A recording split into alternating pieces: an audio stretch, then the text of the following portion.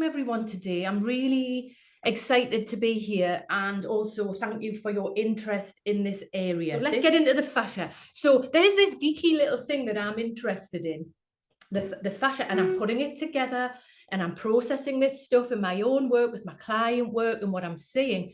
And then a friend of mine sent me this picture whilst I'm writing the book, and there it is on the front cover of the New Scientist. Wow, what a sign. Bloody hell, this is absolutely fantastic.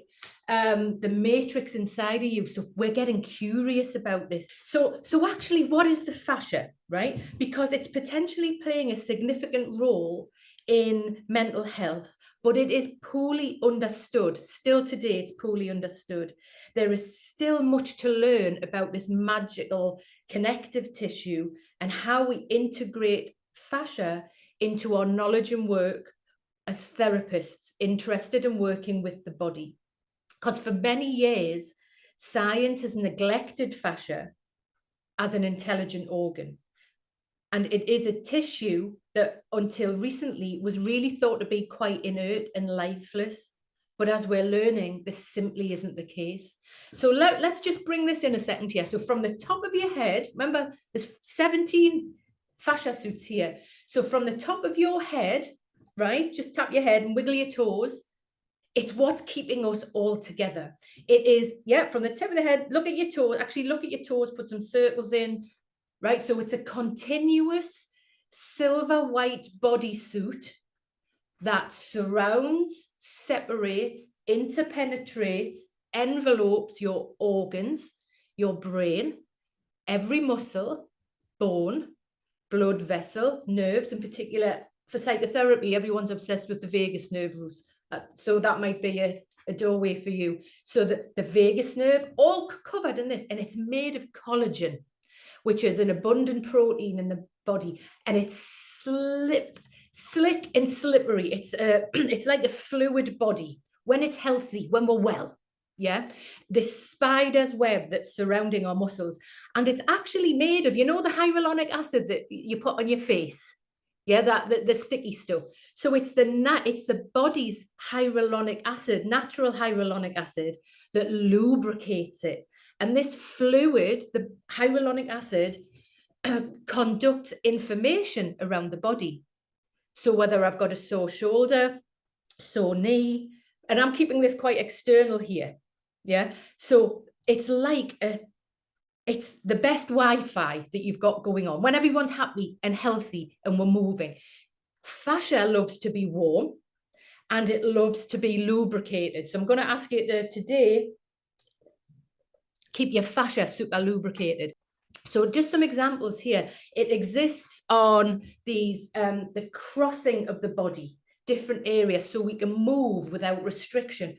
Look at it in this horse. Look at this guy here. Look under the skin. This lady here is called Vandra Scariavelli. It's a yoga teacher, Italian yoga teacher. She didn't start till she was in her 60s. Look at her there with that back bend. Yeah, fantastic. So this is what it looks like when it's great.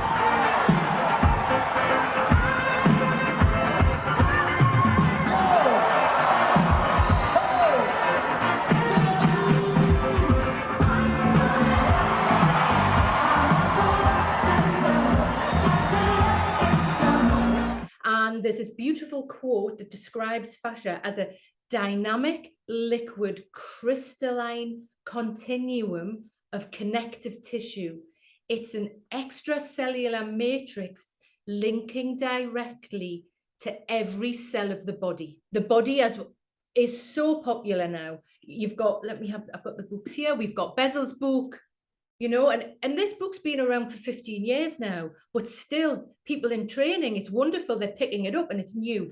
Clients come in, they've got the book in the bag. They've listened to the audio book. I mean, quite rightly, they say they can't get past the first chapter because it's far too traumatic. I quite agree. And I tell them always go to the back where it talks about the healing stuff and the movement and the good stuff. Right now, apart from the book and knowing that it's there's not a lot of science to help us work with it. There's not a lot of science in our work. The fascia is the bridge that I've been looking for a long time.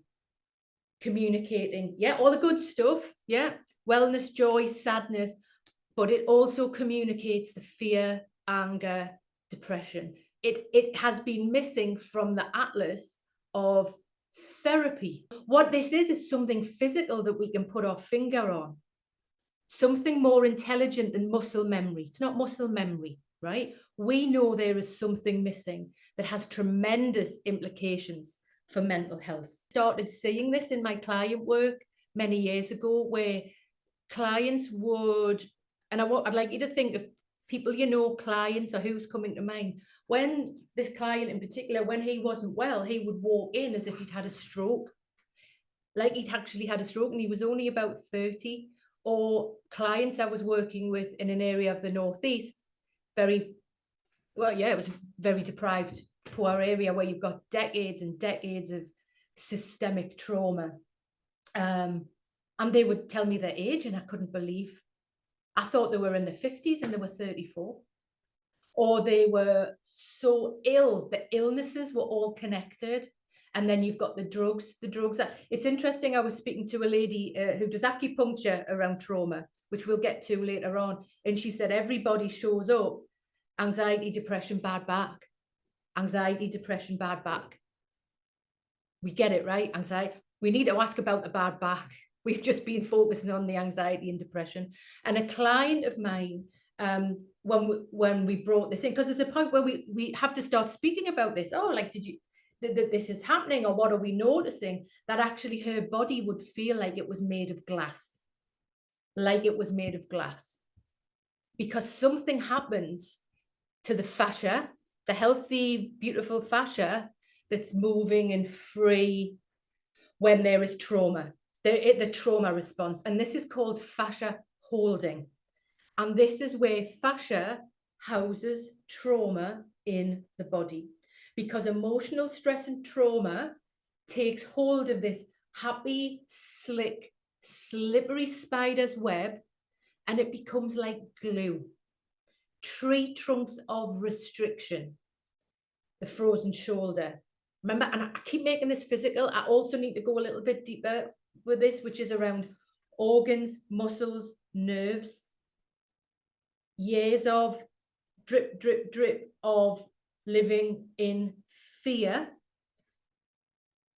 Internally, colitis, Crohn's. William Reich called this character armor. I'll show you this. So character armor is what we use to protect ourselves. Yeah, so if you can see, this is called the weeping Buddha. The look at this, is really sticks with me, right? There's the tightening here, character armor, a physical manifestation of how trauma stays in the body. And